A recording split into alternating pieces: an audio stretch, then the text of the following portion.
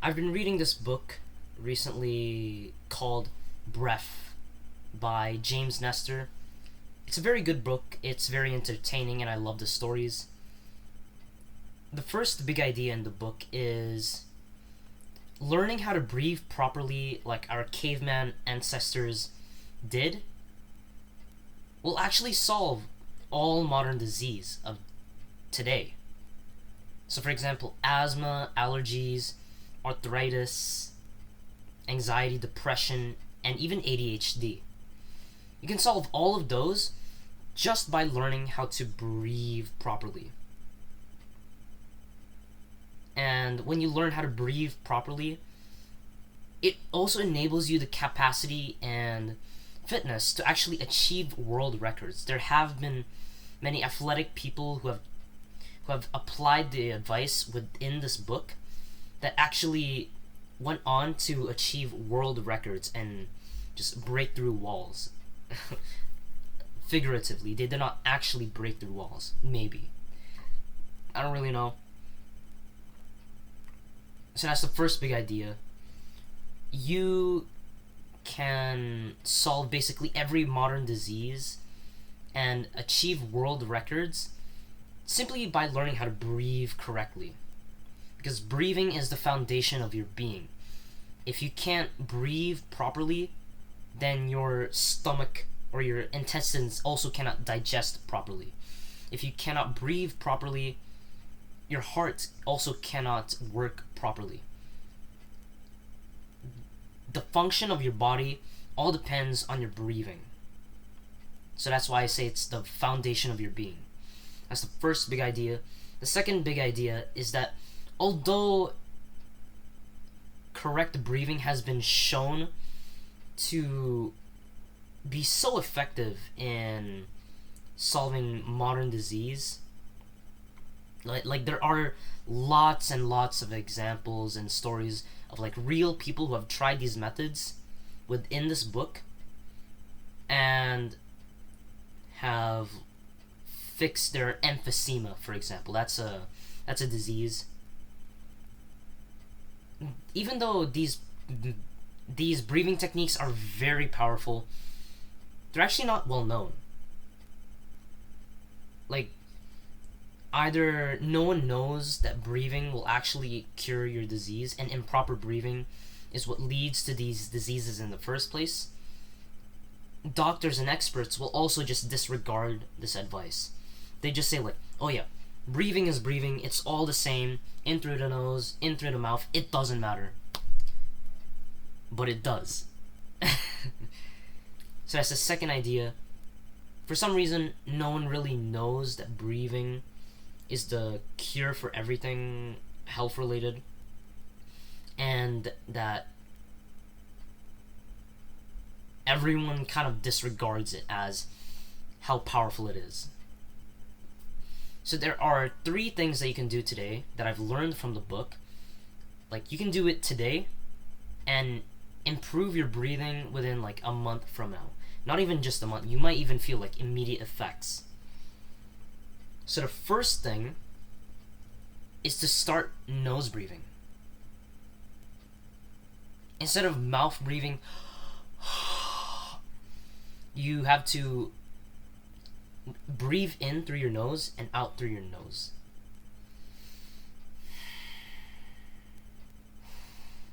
And you make sure you just breathe for as long as you are awake until you go to sleep. And then when you go to sleep, you put on like a mouth tape to keep your mouth shut so that your body is not allowed to actually open its mouth and start to mouth breathe. There are specific tapes like 3M Nextcare Durapore tape, or the one that I use, which is 3M Micropore tape, which you can just put over your mouth, just completely tape it. It's actually it's safe. You're not gonna like suffocate. There are thousands of people who've done the exact same thing as this and have not died. I've also done this for like many nights in a row, and I also have not like just died. So it's completely fine and it's safe,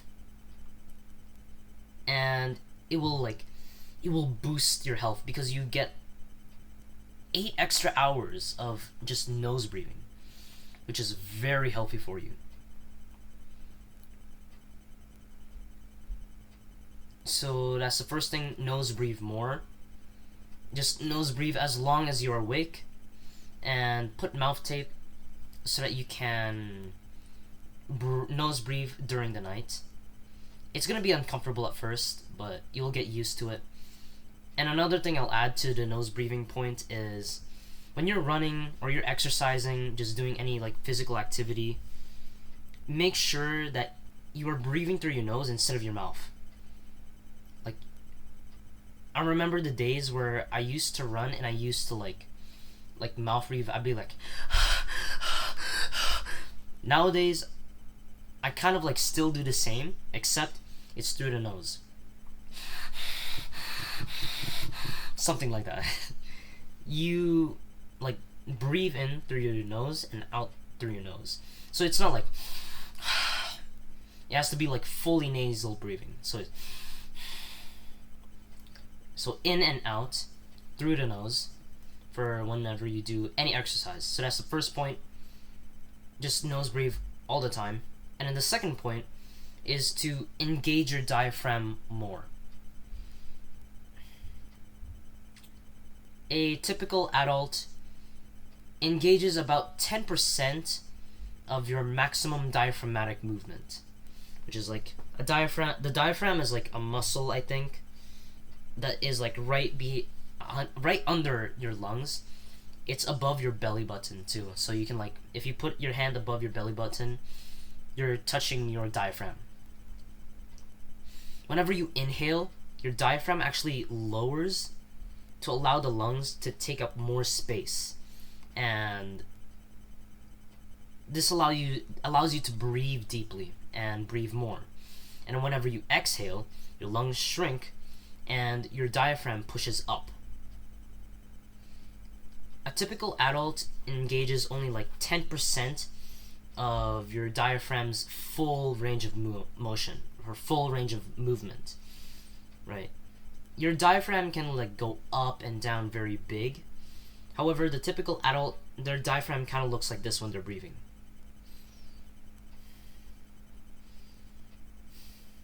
Not very much movement within the diaphragm, which is really bad for you, because the diaphragm contributes to this thing called the thoracic pump,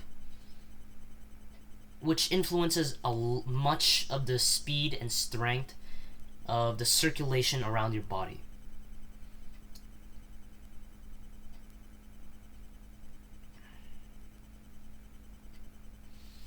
So like, if you don't engage your diaphragm to move up and down enough, that will like overburden your heart, because it doesn't have like a so-called second heart.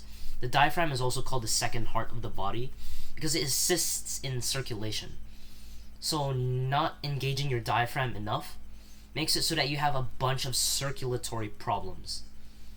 How you can prevent that is just by moving your diaphragm at least 50 to 70% of its like full movement.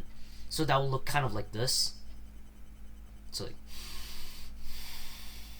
something like that.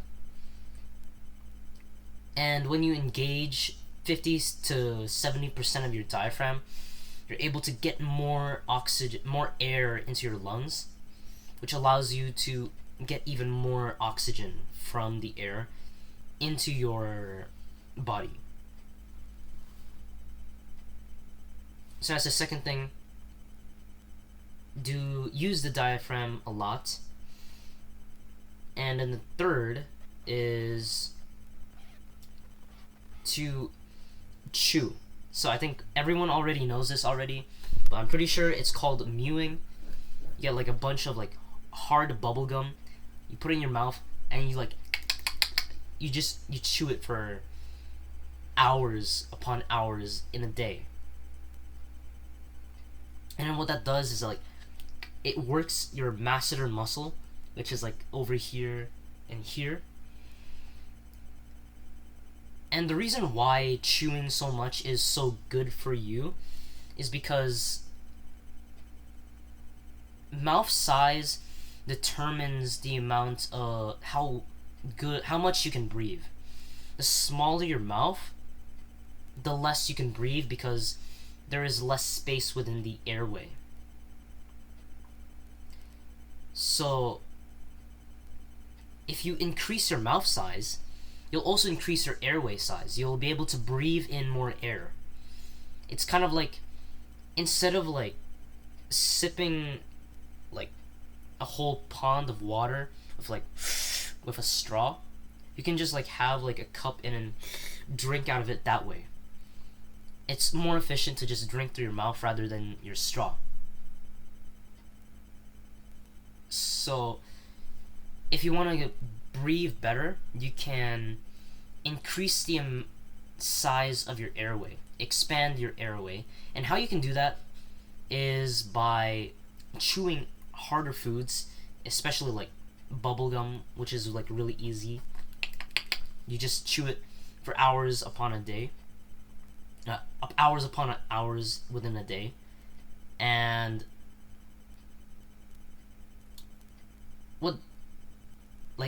when you chew gum like that, it will actually increase the size of your jaw and also expand your airway.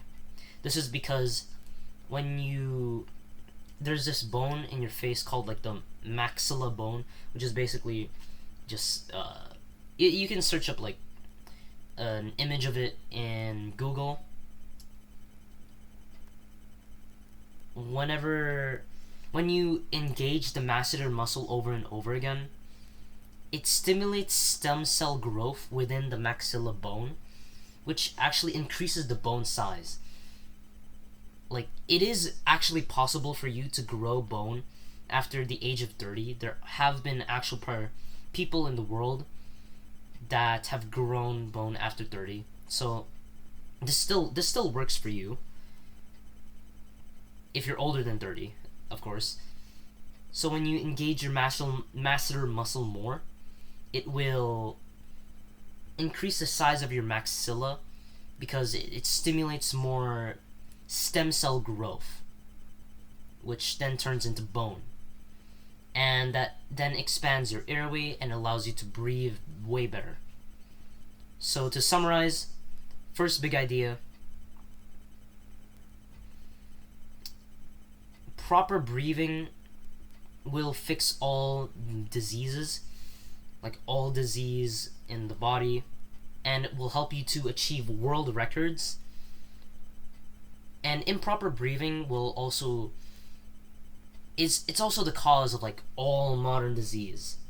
And then the second big idea is, although breathing is so important and it has the possibility, or it has the capability of solving all modern disease, it's actually not recognized by so many people, and it's disregarded by so many doctors and experts.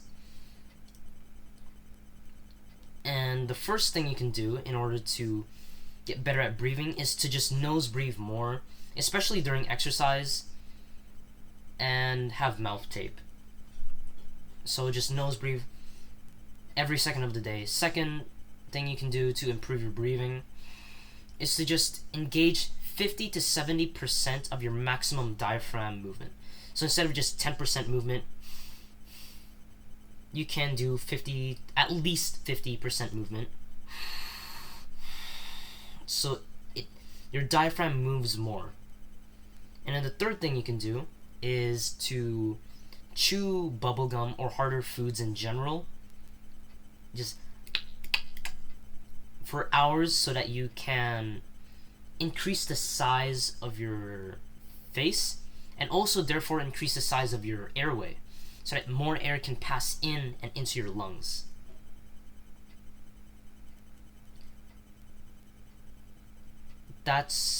So far that's what I've been learning in the book Breath by James Nestor. I quite like this book. It's a very good book because it's told like in a very funny way. It has lots of very inspiring stories. and I like the way that he phrases everything.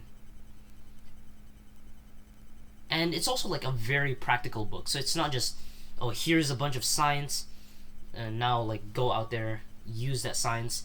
It tells you the science, and it also tells you the protocols, so the things that you can actually do so that you can move forward and make progress. The best books are also like the most actionable books, and the books that are like less useful are just all knowledge but like no protocols to actually do something with that knowledge. See you later.